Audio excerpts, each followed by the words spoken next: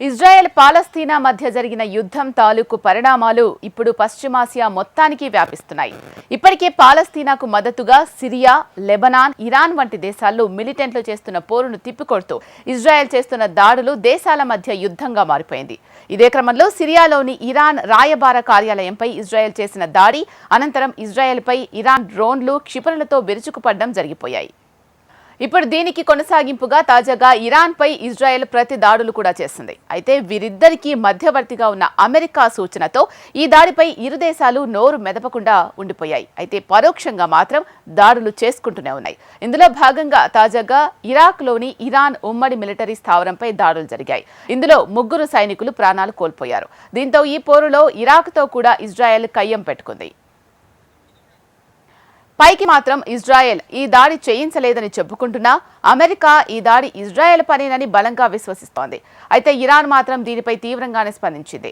ఇరాక్లో ఉమ్మడి సైనిక స్థావరంపై జరిగిన దాడిలో ఇజ్రాయెల్ పాత్రపై ఇప్పటి వరకు ఆధారాలు లభించలేదని, ఒకవేళ ఆ దేశం పాత్ర ఉందని తేలితే మాత్రం వెంటనే గరిష్ట దాడి చేస్తామని ఇరాన్ హెచ్చరికలు జారీ చేసింది. దీంతో పశ్చిమాసియాలో ఉద్రిక్తతలు మరింత పెరిగే సూచనలు కనిపిస్తున్నాయి. మరోవైపు ఇజ్రాయెల్ డిఫెన్స్ ఫోర్సెస్ కు చెందిన నెట్జా యహూదా బెటాలియన్పై అమెరికా ఆంక్షలు విధించడాన్ని ఇజ్రాయెల్ ప్రధానమంత్రి బెంజమిన్ నెతన్యాహు తీవ్రంగా ఖండించారు. వెస్ట్ బ్యాంక్లో పాలస్తీనియన్లకు వ్యతిరేకంగా మానవ హక్కుల ఉల్లంఘనకు ఈ బెటాలియన్ సైనికులు పాల్పడుతున్నారు అన్న ఆరోపణల నేపథ్యంలో అమెరికా ఈ నిర్ణయం తీసుకున్నట్లు తెలుస్తోంది. నెట్జా యహూదా బెటాలియన్పై అమెరికా ఆంక్షలు విధించడాన్ని ఇజ్రాయెల్ ప్రధానమంత్రి బెంజమిన్ నెతన్యాహు స్పందిస్తూ తీవ్రంగా మండిపడ్డారు.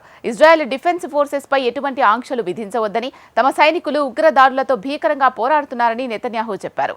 ఇటువంటి సమయంలో ఐడిఎఫ్ కు సంబంధించిన సైనిక బెటాలియన్పై అగ్రరాజ్యం ఆంక్షలు విధించడం సరికాదని అమెరికా తీరును తప్పుబట్టారు. ఇది పూర్తి అనైతికమైన చర్య.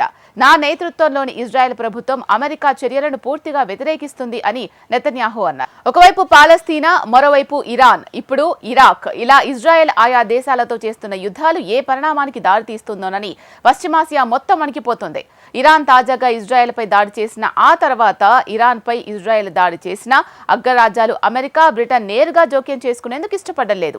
ఇరాన్పై ఈగ వాలినా తాము రంగంలోకి దిగుతామని రష్యా, చైనా చేస్తున్న హెచ్చరికలే దీనికి కారణంగా తెలుస్తోంది. దీంతో ఈ పోరు 3వ ప్రపంచ యుద్ధానికి దారితీసే అవకాశం ఉన్నందున ఎవరికి వారు మౌనం వహిస్తున్నారు. అయితే తెర వెనుక జరుగుతున్న ఈ దాడులు ఏదో ఒక రోజు అనుకున్నంత పని చేసినా ఆశ్చర్యం లేదు.